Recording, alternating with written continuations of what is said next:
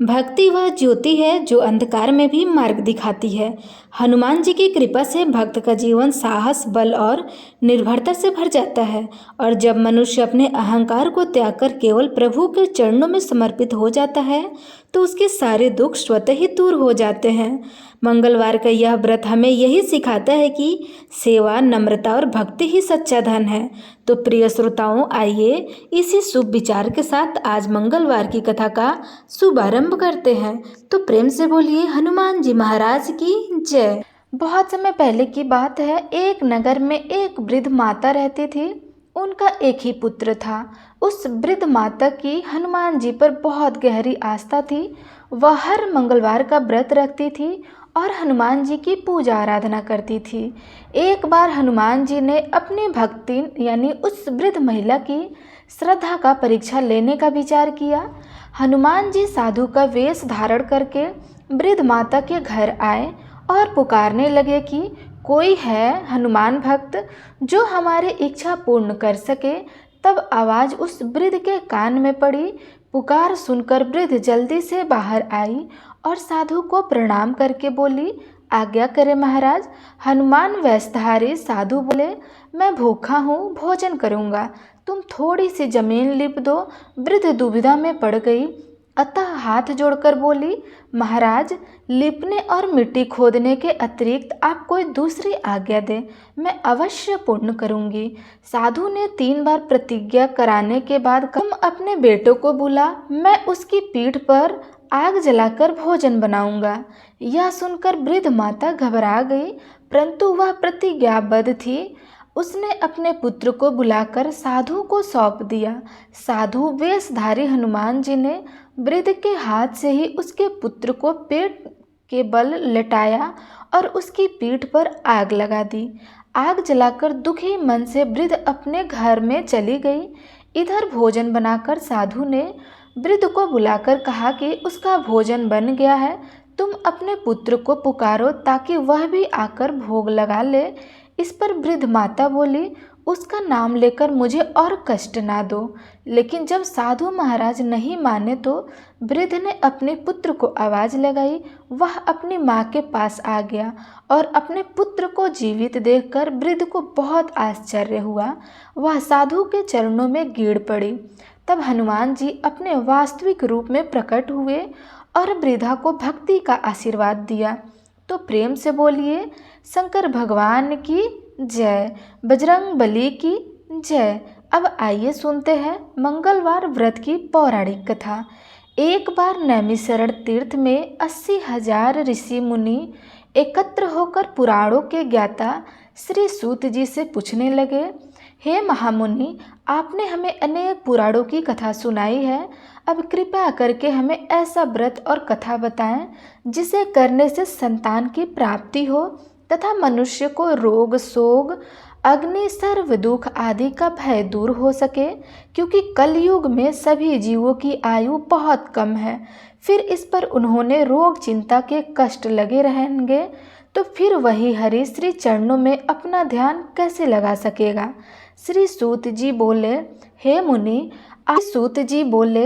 मुनि, आपने लोक कल्याण के लिए बहुत ही उत्तम बात पूछी है।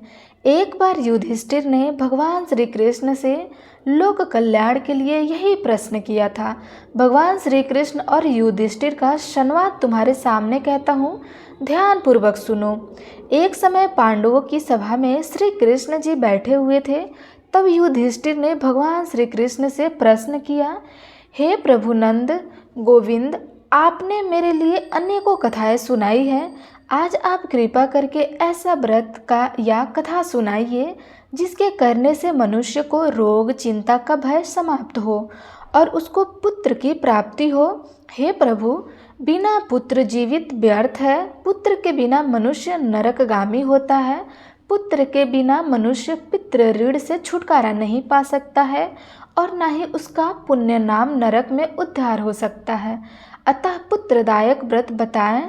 श्री कृष्ण भगवान बोले, राजन, मैं एक प्राचीन इतिहास सुनाता हूँ, आप उसे ध्यानपूर्वक सुनो। कुंडलपुर नामक एक नगर था, उसमें नंदा नामक एक ब्राह्मण रहता था। भगवान की कृपा से उसके पास सब कुछ था, फिर भी वह दुखी रहता था। इसका कारण यह था कि ब्राह्मण की स्त्री सुनंदा को कोई संतान नहीं थी। सुनंदा पतिव्रता थी, भक्ति पूर्वक श्री हनुमान जी की आराधना करती थी। मंगलवार के दिन व्रत करके अंत में भोजन बनाकर हनुमान जी की आराधना करती थी।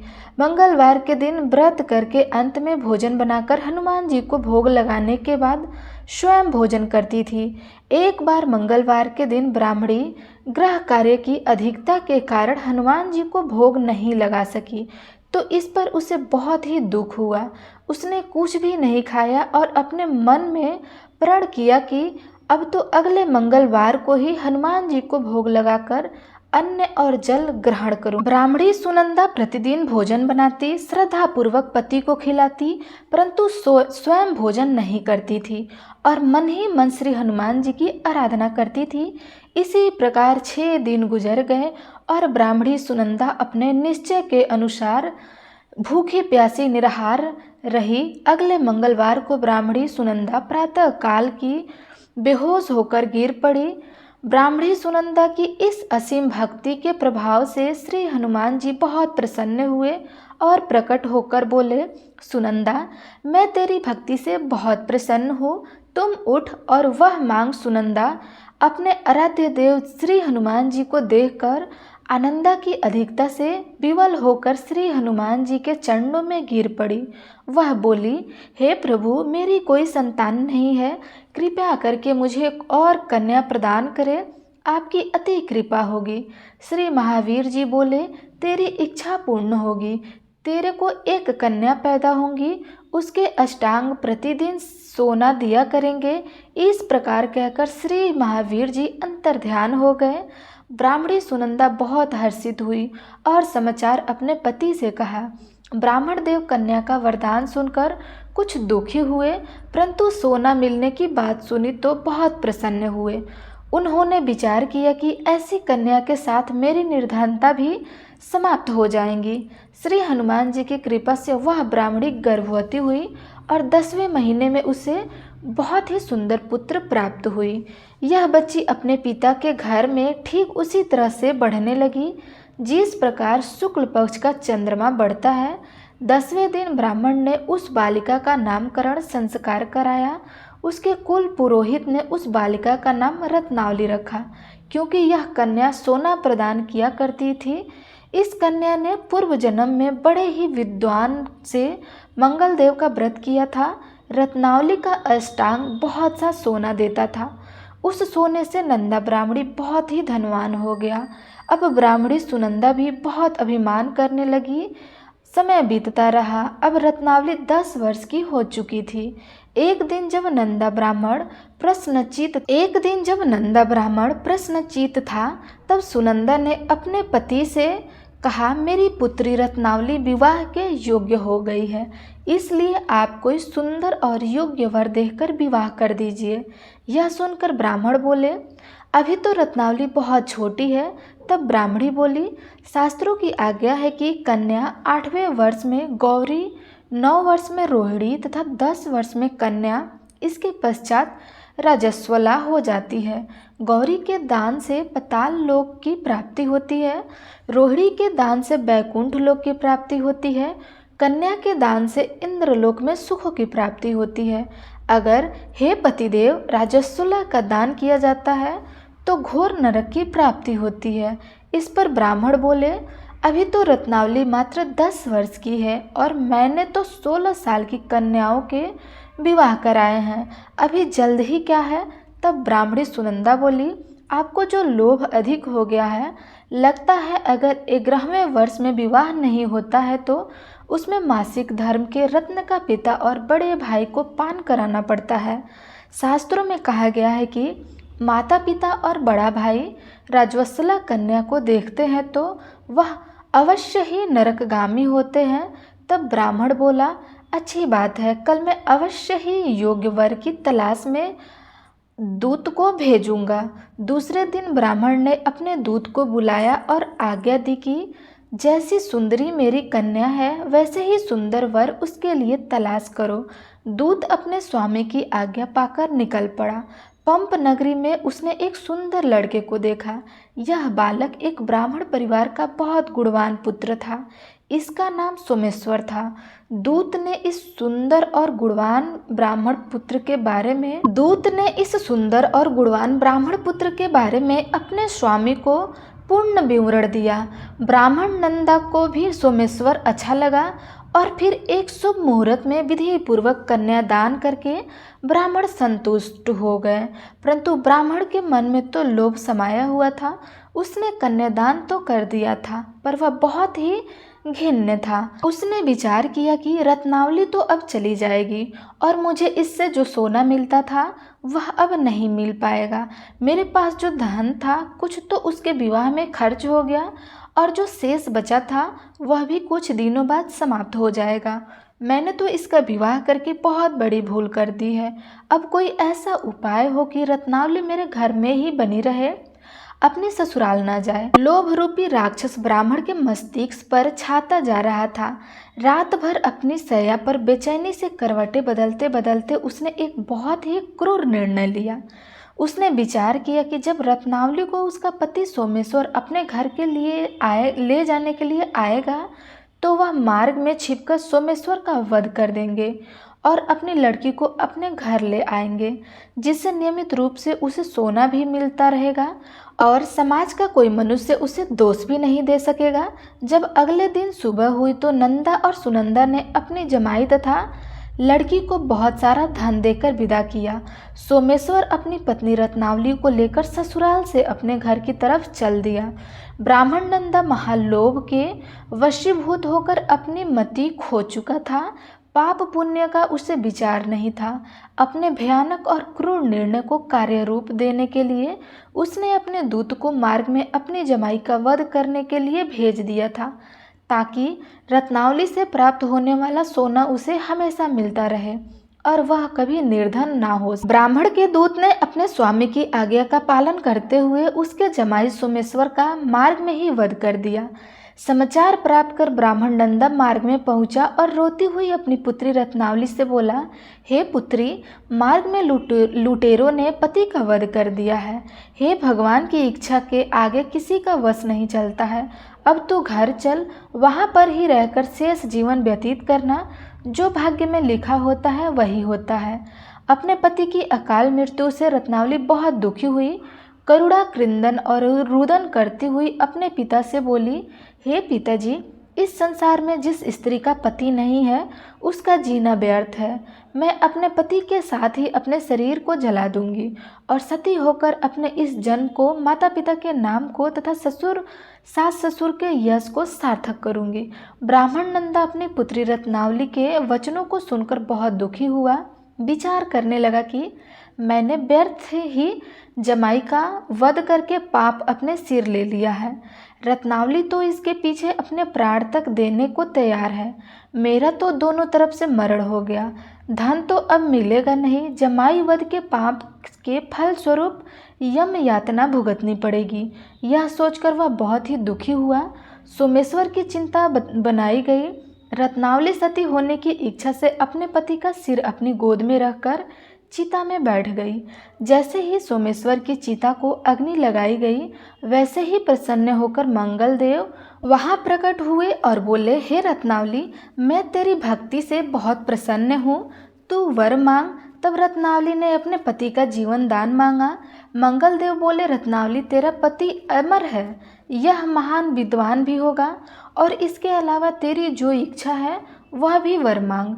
तब रत्नावली बोली, हे ग्रहों के स्वामी, यदि आप मुझ पर प्रसन्न हैं तो मुझे यह वरदान दीजिए कि जो भी मनुष्य मंगलवार के दिन प्रातःकाल लाल पुष्प लाल चंदन से पूजा करके आपका स्मरण करेगा उसको रोग व्याधि नहीं होगी, स्वजनों से भी कभी वियोग नहीं होगा, सर्प अग्नि तथा शत्रुओं का भय नहीं रहेगा और जो स्त्री मंगलवार का व्रत करेंगी वह कभी विधवा नहीं होंगी।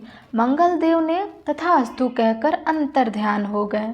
सोमेश्वर मंगल देव की कृपा से जीवित होकर रत्नावली अपने पति को पुनः प्राप्त कर बहुत प्रसन्न हुई और मंगल देव का व्रत प्रत्येक मंगलवार को करके व्रतराज और मंगल देव की कृपा से इस लोक में सुख ऐश्वर्य को भोगते हुए अंत में अपने पति के साथ स्वर्ग लोक को गए। तो आप सब प्रेम से बोलिए महावीर हनुमान जी की जय। आइए अब सुनते हैं राम नाम की महिमा। लंकापति रावण के वध के बाद जब अयोध्यापति प्रभु श्री राम की कीर्ति दूर दूर तक फैल रही थी और वह मर्यादा पुरुषोत्तम कहलाने लगे थे, तब एक दिन महादेव शिव जी की इच्छा भी मर्यादा पुरुषोत्तम थी। श्री राम से मिलने की इच्छा हुई। पार्वती जी को संग लेकर महादेव जी कैलाश पर्वत में उतर गए। अयोध्या नगरी के रास्ते पर चल पड़े। भगवान शिव और माँ पार्वती को अयोध्या आया देखकर राम जी बहुत खुश हुए। माता जानकी ने उनका उचित आदर सत्कार किया और स्वयं भोजन बनाने के लिए रसोई में चली गई। इस बीच भगवान शिव ने श्री राम जी से पूछा, आपके सेवक हनुमान जी दिखाई नहीं दे रहे हैं। तब श्री राम जी बोले, वे बगीचे में हैं। शिव जी ने श्री राम जी से बगीचे में जाने का अनुमति मांगी और पार्वती जी का हाथ थामकर बगीचे में आ गए। बगीचे की खूबसूरती देखकर उनका मन मोहित हो गया।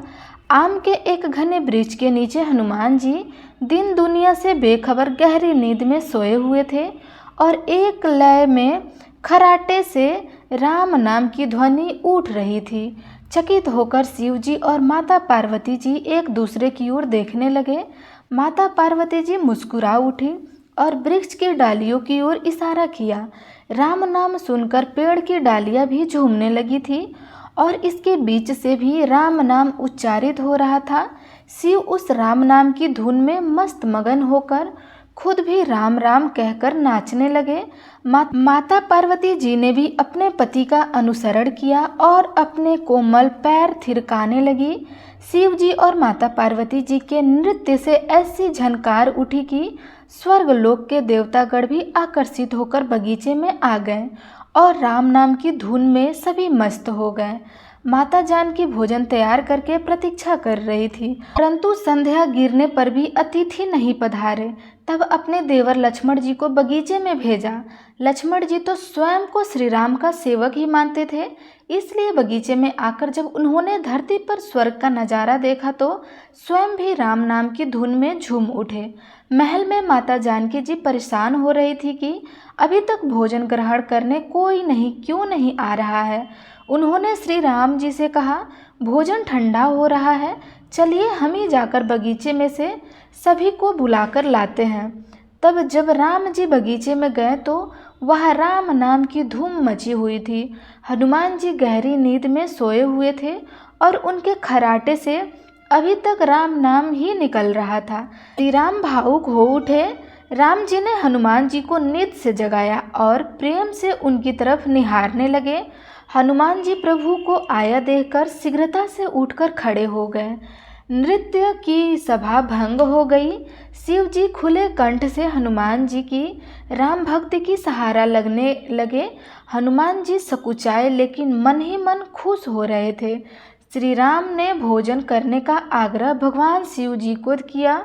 सभी लोग महल में भोजन करने के लिए चल पड़े। माता जानकी जी भोजन परोसने लगी। हनुमान जी को भी श्री राम जी ने पंक्ति में बैठाने का आदेश दिया। तब हनुमान जी बैठ गए, परंतु आदर ऐसी थी कि राम जी के भोजन परोसने के उपरांत भी सभी लोग भोजन करते थे। आज श्री राम के आदेश से पहले भोजन करना पड़ रहा था। माता जानकी हनुमान जी को भोजन परोसती जा रही थी, परंतु हनुमान जी का पेट नहीं भर रहा था। सीता जी कुछ समय तक तो उन्हें भोजन परोसती रही, फिर समझ गई कि इस तरह से तो हनुमान जी का पेट नहीं भरेगा। उन्होंने तुलसी के एक पत्ते पर राम नाम लिखा और भोजन के साथ हनुमान जी को परोस दिया। तुलसी पत्र खाते ही हनुमान जी को संतुष्टि मिल गई और वह भोजन खाकर उठकर खड़े हो गए।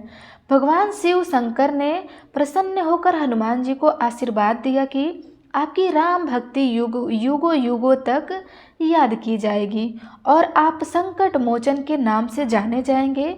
आइए अब सुनते हैं राम नाम की महिमा की दूसरी कहानी। महादेव जी को एक बार बिना कारण से किसी को प्रणाम करते देख पार्वती जी ने पूछा, आप किसको प्रणाम कर रहे हैं?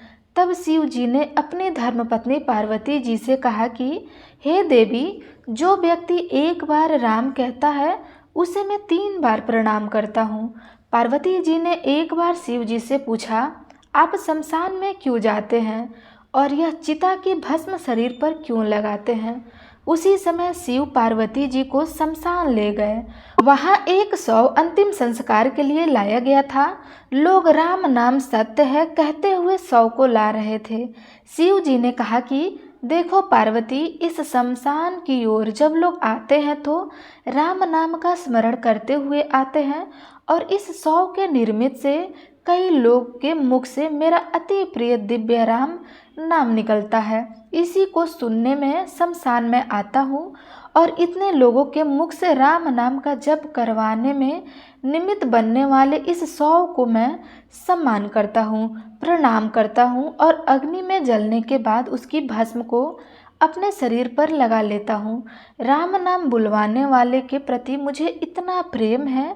एक बार शिव जी कैलाश पर पहुँचे और पार्वती जी से भोजन मांगा। तब पार्वती जी विष्णु सहस्त्र नाम का पाठ कर रही थी। पार्वती जी ने कहा कि पाठ पूरी नहीं हुआ है, कृपा थोड़ी देर प्रतीक्षा कीजिए। तब शिव जी ने कहा कि इसमें तो समय और श्रम दोनों लगेंगे। संत लोग जिस तरह से सहस्त्र नाम को छोटे कर लेते हैं और नृत्य जपते रहते हैं, वैसा उपाय कर लो। तो पार्वती जी ने पूछा कि वो उपाय कैसे करते हैं, मैं सुनना चाहती हूँ। तो शिव जी ने बताया, केवल एक बार राम कहें, तुम्हें सहस्त्र नाम भगवान के 1000 नाम लेने का फल मिल जाएगा। एक राम नाम 1000 दिव्य नामों के समान है। तब पार्वती जी ने वैसा ही किया।